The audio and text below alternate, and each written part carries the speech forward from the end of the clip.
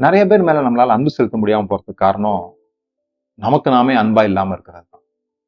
உங்களை நீங்க நேசிக்கிறீங்களா? அதுதான் இன்றைய பதிவு.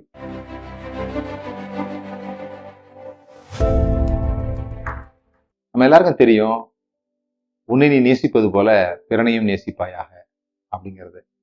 அப்ப பிறனை நேசிக்க முடியாம போறதுக்கு காரணம் என்ன நானே ஒழுங்கா நேசிக்கல, நான் எப்படி பிறனை நேசிக்க முடியும்? என்னை நான் நேசிக்க செல்ஃப் லவ் அப்படிங்கிறது ரொம்ப ரொம்ப முக்கியம். இது சுயநலம் கிடையாது. நிறைய பேருக்கு செல்ஃபிஷ்னஸ்க்கும் செல்ஃப் லவ்க்கும் உள்ள வித்தியாசம் தெரியறது இல்லை. முதல்ல என்னை நான் காப்பாற்றி கொண்டால்தான் பிறருக்கு நான் உயிரோடு இருந்து பிரயோஜனமா இருக்க முடியும். ஏன்னா நானே அழித்துக் கொள்வதன் மூலமாக மற்றவங்களுக்கு நான் எந்த பிரயோஜனமாகவும் இருக்க முடியாது. நீங்க ஃபிளைட்ல போகும்போது நீங்க பார்க்கலாம், முதல்ல அனௌன்ஸ்மெண்ட் பண்ணுவாங்க. அப்படி அனௌன்ஸ்மெண்ட் பண்ணும்போது இந்த காத்து கம்மியாயிடுச்சுன்னா மேல இருந்து ஆக்சிஜனுக்கு அந்த மாஸ்க் விழும். அப்போ நீங்க எடுத்து முதலாவது உங்கள் குழந்தைகளுக்கு வைக்காதீங்கன்னு சொல்லுவாங்க. முதலாவது குழந்தைகளுக்கோ பக்கத்துல உள்ளவங்களுக்கோ வைக்காதீங்க, முதலாவது உங்களுக்கு வச்சுக்கிட்டு பிறகு மற்றவங்களுக்கு வைங்க அப்படின்னு சொல்லி அவங்க அனௌன்ஸ் பண்றதை கேட்கலாம். இதை கேட்குற சில பேர் என்ன இவ்வளவு சுயநலமா இருக்க சொல்றாங்க, அது எப்படி என் குழந்தை மூச்சு திணறிட்டு இருக்கும்போது நான் எடுத்து மூக்குல வைக்க முடியும்? முதல்ல என் குழந்தைக்கு தானே வைக்கணும்னு நீங்க நினைச்சீங்கன்னா நீங்களும் செத்து போயிருவீங்க, குழந்தையும் செத்து போயிடும். அப்ப முதல்ல உங்க மூக்குல ஏன் வைக்க சொல்றாங்கன்னா, முதல்ல நீங்க நல்லா ஆகுங்க, அப்புறம் தான் நீங்க மற்றவங்களுக்கு உதவி செய்ய முடியும் அப்படின்றதுக்காக தான் சொல்றாங்களே தவிர சுயநலம் கிடையாது. இதுதான் வித்தியாசம். சுயநலம் என்பது எனக்கு வைத்து கொண்ட பிறகு நான் மற்றவங்களுக்கு வைக்காம இருக்கிறது தான் சுயநலம். மற்றவங்களாம் சாவட்டும் நான் நல்லா இருக்கணும்னு நினைக்கிறது தான் சுயநலம். ஆனா முதலாவது நான் ஏன் நல்லா இருக்க விரும்புகிறேன்னு சொன்னா, மற்றவங்களை நல்லா ஆக்குவதற்காக என்பது செல்ஃப் லவ். நாம் பிறருக்கு செய்யக்கூடிய மிகப்பெரிய உதவி நம்மை நாமே நன்றாக வைத்துக் கொள்வது. உங்க குடும்பத்திலயோ எங்கேயுமே நீங்க உங்களை நல்லா பார்த்துக்கிட்டீங்கன்னா, நீங்களே உங்களை டேக் கேர் பண்ணிக்கிட்டீங்க, மற்றவங்க வந்து உங்களுக்கு சேவை செய்யாம நீங்களே உங்களை பார்த்துக்கிட்டீங்கன்னு சொன்னா மற்றவங்களாம் நிம்மதியா இருப்பாங்க தானே. அப்படி உங்களுக்கு செல்ஃப் லவ் உண்டாகிறதுக்கு ஒருவேளை குறைவாக இருந்தால் உண்டாகுவதற்கு சில விஷயங்களை நான் உங்களுக்கு சொல்லுகிறேன். முதலாவது, உங்களை குறித்த நல்ல விஷயங்களை எழுதுங்க அல்லது ஒரு ரெக்கார்ட் பண்ணுங்க, பேசுங்க, எதாவது ஒண்ணுல எழுதி வைங்க. நீங்க ஏன் ஸ்பெஷல் அப்படிங்கிறதுக்கான காரணங்களை தேடுங்க. அதெல்லாம் ஈஸியா கிடைக்காது. ஏன்னா நீங்க ஏற்கனவே உங்களை பத்தி குறைவா எண்ணிட்டு இருக்கீங்களே. ஆனா இன்னொரு பக்கத்துல இருந்து உட்கார்ந்து பார்த்து என்னென்ன உங்களை நீங்க ஸ்பெஷலா சொல்ல முடியும் அப்படிங்கிறத எழுதுங்க.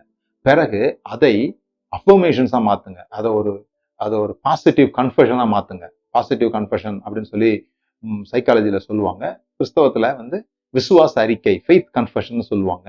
அதுக்கு பேர் அஃபர்மேஷன். அந்த அஃபர்மேஷன் நீங்களே உருவாக்க முடியும். ஐ எம் வொர்தி, நான் தகுதியானவன், நான் பணத்தை பெற தகுதியானவன், நான் அழகானவன், நான் வந்து போதுமானவனா இருக்கிறேன், எனக்குடைய தேவைகள் எல்லாம் இருக்கிறது, எனக்கு எல்லாம் சரியாக தான் நடக்கிறது.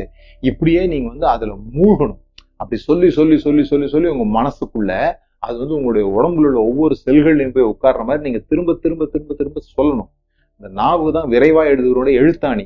இதை வச்சு நீங்க மனசுக்குள்ள எழுத முடியும். நீங்க திரும்ப திரும்ப சொல்வதன் மூலமாக உங்களை குறித்த ஒரு புதிய பார்வை உங்களுக்கு உண்டாக ஆரம்பிக்கும். உள்ளுக்குள்ள இருந்து வரும் அந்த பார்வை. அதுதான் உங்களை நீங்க நேசிக்கிறது, உங்களை நீங்களே நேசிக்கிறதுக்கு, உங்களை தகுதியுடையவர்களாக நினைப்பதற்கு அதுதான் வழியா இருக்கும். மூன்றாவது, நீங்க விரும்புகிற காரியத்தை நீங்க செய்யுங்க. அது ஒரு வேளை மற்றவங்களுக்கு பிடிக்காம இருக்கலாம், எல்லா நேரமும் செய்ய முடியாம கூட போகலாம். ஆனா ஏதோ ஒரு நேரத்தை எடுத்து கொஞ்சம் டைம் எல்லாம் பார்க்காதீங்க. வாட்ச் எல்லாம் கழட்டி வச்சுங்க, மொபைல் எல்லாம் தனியா வச்சுட்டு ஒரு தோட்ட வேலை உங்களுக்கு பிடிக்கும்னு வச்சுங்களேன், ஒரு நாளாவது வாட்ச் இல்லாம போங்க, இம்மர்ஸ்ட் ஆகுங்க.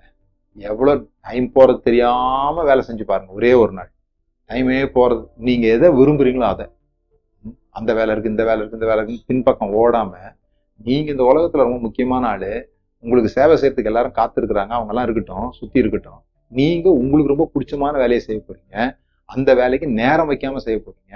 அப்படி செய்யுங்க. ஒரு முறை செய்யுங்க. வாய்ப்பு இருந்ததுன்னா வருஷத்துக்கு ஒரு முறை, இன்னும் உங்களுக்கு நல்ல வாய்ப்பு இருந்ததுன்னா மாசத்துக்கு ஒரு முறை, இன்னும் வாய்ப்பு இருந்ததுன்னா வாரத்துக்கு ஒரு முறை. நீங்க ரொம்ப உங்களை நேசிக்கிறீங்கன்னு சொன்னா ஒரு நாளைக்கு ஒரு கொஞ்ச நேரம் ஒதுக்கி அந்த அந்த நேரத்துல இந்த வேலையை நான் செய்வேன், எந்த தொந்தரவும் இல்லாம நான் விரும்புகிற காரியத்தை நான் செய்வேன். நான் செய்யணுங்கிறதுக்காக நான் செய்வேன், யாருக்கும் ப்ரூஃப் பண்றதுக்காக இல்லை, மார்க் வாங்குறதுக்காக இல்லை, என்ன கெட்டதை சொல்லிடுவாங்க நல்லது சொல்லிடுவாங்கிறதுக்காக இல்லை, நான் விரும்புறேன், நான் செய்யறேன் அப்படிங்கிற காரியத்தை நீங்க செய்யுங்க. உங்க உடலுக்கும் உங்க மனதுக்கும் ஆரோக்கியம் தருகிற விஷயம். நான்காவது, இந்த உங்களை குறித்த கீழான ஜோக் நீங்களே அடிக்கிறீங்கல்ல, உங்களை குறித்து மட்டமான ஜோக் நீங்களே அடிச்சுப்பீங்க. உங்களை குறித்து கேவலப்படுத்துகிற ஜோக்கை நீங்களே அடிச்சுப்பீங்க. ஏன்னா உங்களுக்குள்ள ஒரு பயம் இருக்கும், வேற யாரும் உங்களை குறித்து மட்டமா பேசிட்டா உங்களுக்கு கோவம் வந்துடும், அதனால நாமளே நம்மளை மட்டமா பேசிக்கலாம் அப்படின்றது இருக்கும் பார்த்தீங்களா. அதுல இருந்து வெளியே வந்துருங்க. அதை நிறுத்திடுங்க. அது ஒருவேளை படத்துல வடிவேல் மாதிரி ஆட்களுக்கு அவங்களே மோசமா பேசியதுனால பணம் காசு கிடைக்கலாம், உங்களுக்கு எந்த நன்மையும் செய்யாது. அது உங்களை மேலும் ஊனப்படுத்துமே தவிர உங்களை உற்சாகப்படுத்தாது. ஆகவே செல்ஃப் டிப்ரிசியேஷன் ஹியூமர், உங்களை நீங்களே குறைத்துக் கொள்ளுகிற நகைச்சுவைகள், உங்களை குறித்து தரக்குறைவாக பேசிக் கொள்வதை நீங்கள் நிறுத்துங்கள். இது 4வது. 5வது, அன்புல இருங்க. அன்பு செலுத்துங்க, அன்பை பெற்றுக்கொள்ளுங்க. நிறைய பேருக்கு அன்பு செலுத்த முடியும், ஆனா அன்பை ரிசீவ் பண்ண முடியாது. ஏன்னா அவங்க விரும்புற மாதிரி யாரும் அன்பு செலுத்தலன்னு நினைப்பாங்க.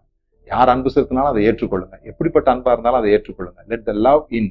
உள்ளுக்குள்ள அன்பை அனுப்புங்கள். அடுத்தது மிக முக்கியமானது, யாரோடையும் உங்களை ஒத்து பார்க்காதீங்க, கம்பேர் பண்ணாதீங்க. அவங்கள்ட்ட அது இருக்கு, என்கிட்ட அது இல்லை. இவங்களுக்கு இவ்வளவு நண்பர்கள் இருக்காங்க, என்கிட்ட இல்லை. இவங்க இவ்வளவு புகழ் பெற்றிருக்காங்க, நான் இல்லை. இவங்க இவ்வளவு சம்பாதிக்கிறாங்க, என்கிட்ட இல்லைன்னா சொல்லாதீங்க. யாரோடையும் உங்களை ஒத்து பார்க்காதீங்க. அப்படியே பார்க்கணும்னா நேத்து நீங்க எப்படி இருந்தீங்க, இன்னைக்கு எப்படி இருக்கிறீங்க அப்படின்றத மட்டும் பாருங்க. அந்த கேப்பை ஃபில் பண்ணிக்கோங்க. வேற யாரோடையும் உங்களைய ஒப்பிட்டு பார்க்காதீங்க. அது உங்களுடைய செல்ஃப் லவ், உங்களை நீங்களே நேசிக்கிறத குறைக்குமே தவிர கூட்டாது. எல்லாவற்றுக்கும் மேலாக உங்களுடைய தவறுகளை மன்னிக்க கற்றுக்கொள்ளுங்கள். நீங்க மற்றவங்களெல்லாம் மன்னிப்பீங்க, உங்களை நீங்க மன்னிச்சிட்டீங்களான்றதான் முக்கியமான கேள்வி. உங்களை நீங்க மன்னிங்க. நீங்க பழைய தவறுகள் செஞ்சிருக்கலாம், தவறான முடிவுகள் எடுத்துக்கலாம், முட்டாள்தனமா நடந்திருக்கலாம். அதெல்லாம் இப்ப யோசிக்கிறதுனால எந்த விதமான விஷயத்தையும் கிடையாது. பாஸ்ட்டை நீங்க சரி பண்ணவே முடியாது, ஆனா ஃபியூச்சரை நீங்க சரி பண்ண முடியும். பாஸ்ட் உங்க கையில இல்லை, எதிர்காலம் உங்க கையில இருக்குது. ஸோ கடந்த காலத்தை அப்படியே மன்னிச்சிருங்க. புது மனுஷனா, புது மனுஷியா, புதிய இலக்குகளை நோக்கி, புதிய காரியங்களை நோக்கி, புது நம்பிக்கையோடு கூட புறப்பட்டு